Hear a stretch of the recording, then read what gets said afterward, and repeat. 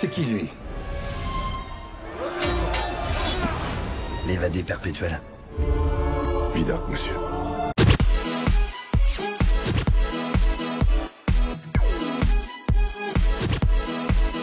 L'empereur de Paris, Vincent Cassel en parfait Vidocq dans un film spectaculaire. Paris ambitieux, le beau film d'action historique de Jean-François Richet rend enfin justice au célèbre ex-bagnard devenu chef de la sûreté sous Bonaparte, Vidocq. Ce dernier a fait les beaux jours de la télévision française dans les années 60-70, avec deux célèbres séries, avec dans le rôle titre d'abord Bernard Noël, puis Claude Brasseur, qui y gagna une bonne partie de sa popularité. Plus discret au cinéma, Vidocq fit l'objet d'une adaptation désastreuse avec Gérard Depardieu, né Pitof en 2001. Le personnage, tour à tour délinquant, bagnard, indicateur, policier, chef de la sûreté, puis détective privé, mais aussi écrivain, fait enfin l'objet d'un biopic digne de ce nom sous la direction du talentueux Jean-François Richet. Sous le règne de Napoléon, Vidocq est devenu une légende à force de s'évader. L'ex-bagnard, incarné à merveille par Vincent Cassel, essaye de se faire oublier, mais après avoir été accusé d'un meurtre qu'il n'a pas commis, il propose un marché au chef de la sûreté, campé par Patrick Chenet. Retrouver les assassins de l'homicide en question, mais pas que. Il rejoint alors la police en usant de son réseau tentaculaire et son immersion dans les bas-fonds pour mettre sous les verrous les criminels les plus recherchés de la capitale, en échange d'une amnistie totale.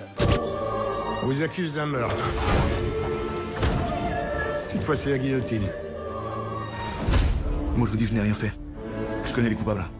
Libérez-moi, je vous les ramène. Mais à quel prix? Ma lettre de grâce. Ah bon, rien que ça.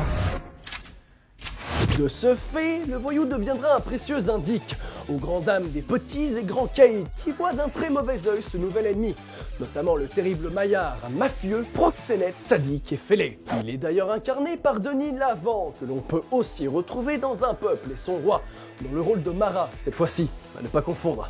On peut aussi noter que l'intrigue se passe quelques années plus tard, environ une vingtaine. Donc si vous voulez vous faire une soirée film historique en pensant à moi, n'hésitez pas. Vidocq fut une légende de son vivant avec la publication de ses mémoires en 4 volumes jusqu'en 1827.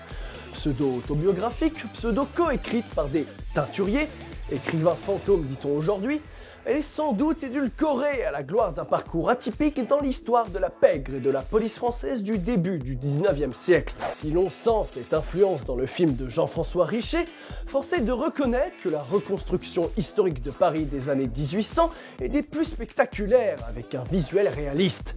Une capitale surpeuplée, sale et dangereuse où le crime est à chaque coin de rue et la violence omniprésente. Un voleur reste un voleur. Et des résultats restent des résultats. Tu sais, je me moque de savoir qui tu es. Toi, peut-être. D'autres pas. Bien au-delà d'un simple biopic, L'Empereur de Paris est avant tout un film historique qui témoigne du décalage entre la boue de la rue et les murs étincelants des institutions, pointant du doigt une classe politique qui se méfie terriblement du peuple et encore plus de ses héros, rappelant sans cesse que la nation française, après la Révolution, ne voulait plus de roi et encore moins d'un empereur. Cette production française dénonce un Napoléon Bonaparte invisible pour le peuple, qui doit tout de même subir ses directives. Alors que les ennemis de la veille deviennent les amis du lendemain, chacun tente de tirer parti des autres dans un jeu de pouvoir à plusieurs échelles. Alors que la mise en scène s'est construite de manière pyramidale, montrant tour à tour l'État, la police et les figures d'autorité, puis la populace, multipliant des images de Paris sous des angles inattendus, en plongée au-dessus des toits, où les travelling dans les ruelles obscures se posent au cadre académique sous les dorures des palais, Vidocq reste une figure centrale qui interagit avec chacun en ne mettant d'accord personne. Dans sa quête de pouvoir et de domination, et alors que prendre l'ascendant sur les autres semble être la seule manière d'exister, l'empereur du peuple cherche sa place, permettant au film de plonger dans un portrait plus intime, suivant le héros au gré de ses doutes et parvenant à le rendre attachant.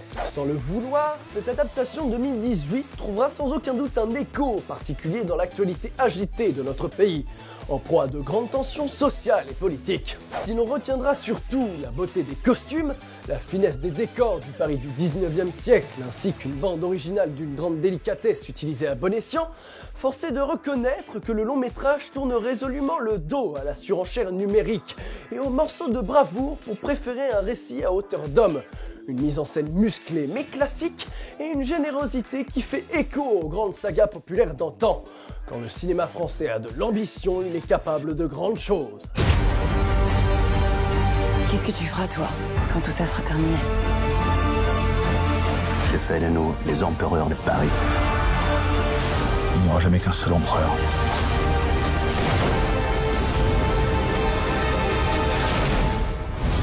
Servir votre pays ou bien rester dans l'ombre et la médiocrité.